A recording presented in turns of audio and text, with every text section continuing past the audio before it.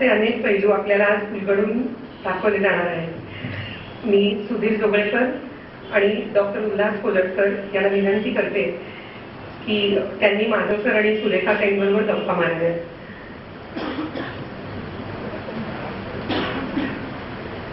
इतका मोठा कार्यक्रम करण्याचं काही कारण नाही। आम्ही त्यांना सांगितलं कार्यक्रम मोठा नाही, कार्यक्रम निवडक मित्रांपुरताच आहे। फक्त तुम्ही इतक्या संस्थांमध्ये कामं करताय किंवा प्रत्येक संस्थेमध्ये दोन चार जे निवडक तुमचे अगदी खूप जवळचे परिचित आहेत अशांनाच फक्त बोलवूया आणि कुटुंबियांना बोलवूया आणि एक अनौपचारिक अशा स्वरूपाचा कार्यक्रम या ठिकाणी करूया।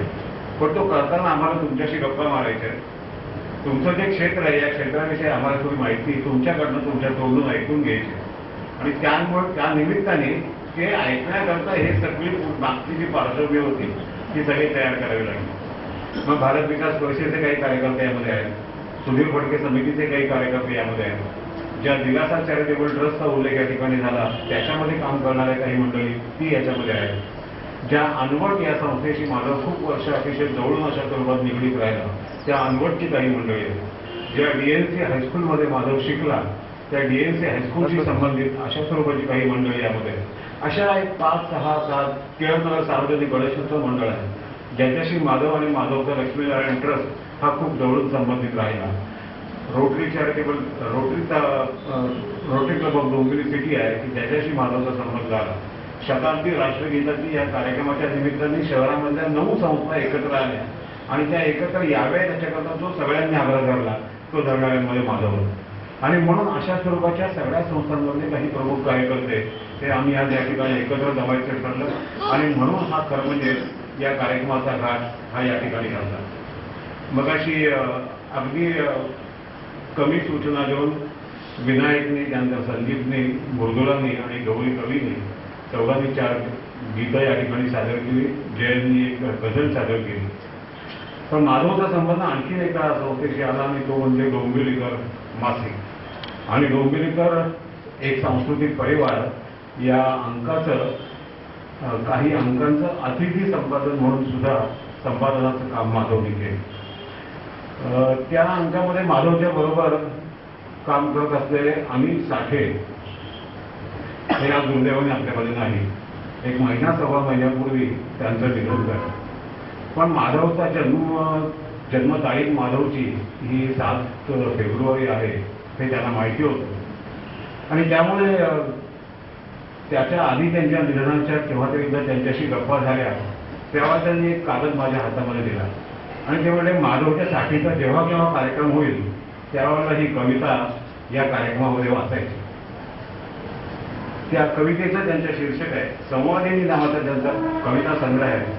त्या कविता संग्रहामध्ये ही कविता प्रसिद्ध झाली। शीर्षक आहे माधवराव साठेचे झाले।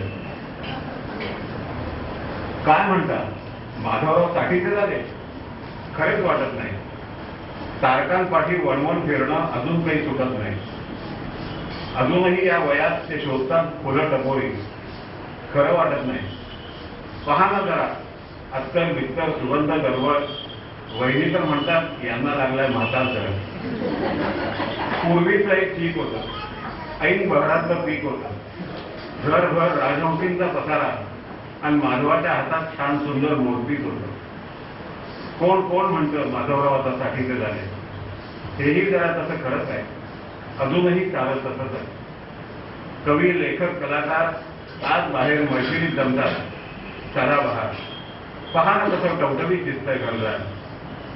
कोण म्हणतं माधवराव साठीचे झाले? अरे असे कित्येक उन्हाळे पावसाळे आले आणि गेले म्हणून काय झाले?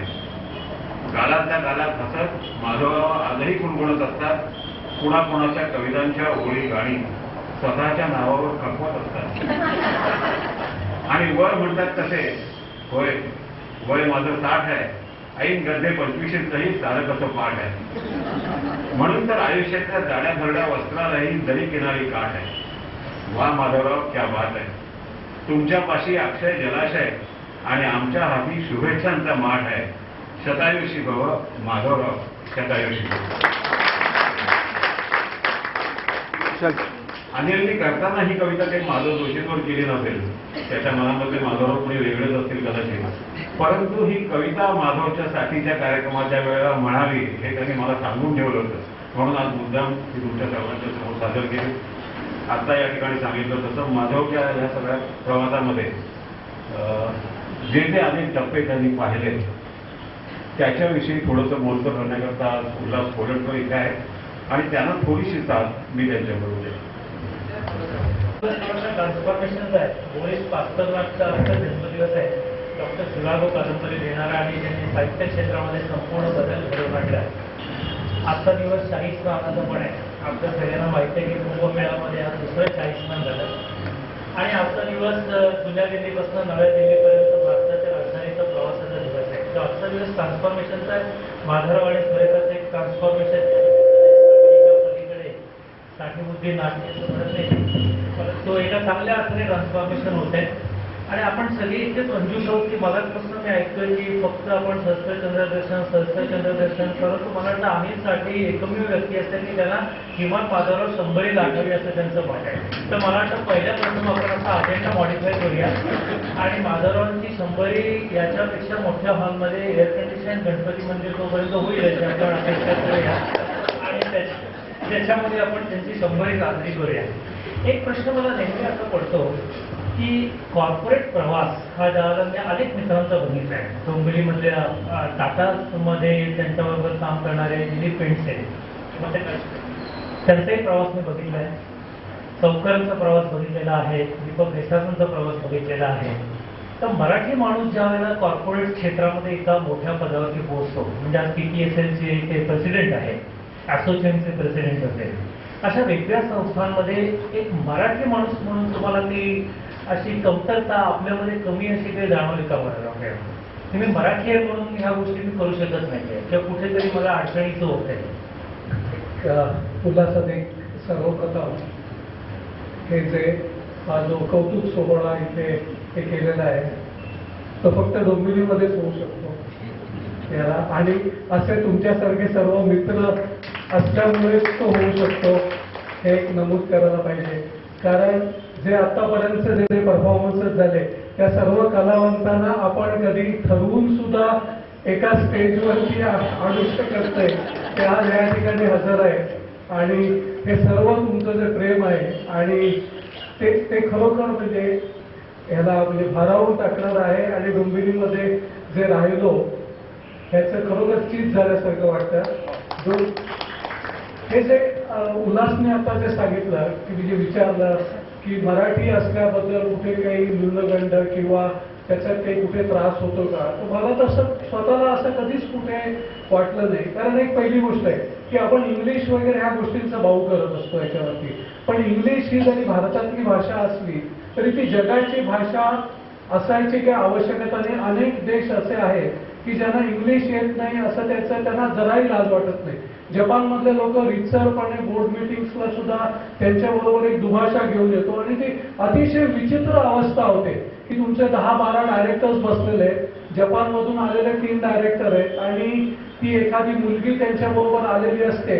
प्रत्येक वाक्य जो कोणी बोर्ड मिटिंग मध्ये म्हणतो त्याचं ती ताबडतोब जपानीमध्ये त्याचं भाषांतर करते. म्हणजे तो एक खऱ्या प्रकारे एक डिस्टर्बन्स होतो. पण त्यांनी जर तुमच्या कंपनीमध्ये 13,000 कोटी रुपये गुंतवलेले असतील तर तुम्हाला ते सहन करायलाच लागतं.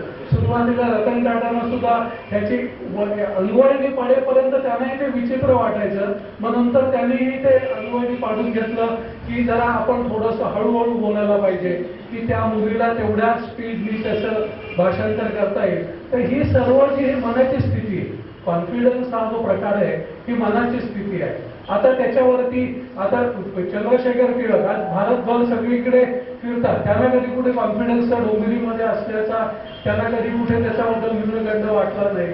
सुधीर आहात, तुम्ही रोटरीचे गव्हर्नर झाला, तर आपल्याला डोंबिवलीमध्ये असल्याचा बरेचदा लोक विचारते डोंबिवली कुठे आहे, किंवा म्हणजे टाटा ग्रुपमध्ये सुद्धा बरेचसे लोक डोंबिवली सांगतात ही stage halfway down to Poona अशा प्रकारे उल्लेख करतात. त्याचे बरेच फायदेही असतात त्याच्यावरती. तर मला कधीही असं न्यूनगंड वाटला नाही. माझं इंग्रजीत असं खास काही चांगलं नाही. मला अजूनही ती दुसरी लिपी जोडून वगैरे मला अजूनही लिहिता येत नाही. पहिल्या लिपीमध्ये मी लिहितो पण ते काळ्या शाईचं पेन वापरतो. काळ्या शाई मी लिहिलं की कसंही लिहिलं तरी ते फार चांगलं लिहिलं असं वाटतं याच्यावरती. तर त्यामुळे न्यूनगंड हे मनाची अवस्था आहे. मला कधीही न्यूनगंड वाटला नाही. काही लोकांना वाटतं की हा ओव्हर कॉन्फिडन्स आहे. घरातल्या लोकांना स्पेशली जास्त वाटतं. मला वाटतं सगळ्यांच्याच घरातली अवस्था आहे. तू आता बोलता बोलता उल्लेख केला रतन टाटांचा. रतन टाटा असतील, बिर्ला असतील, मुकेश अंबानी असतील, सगळी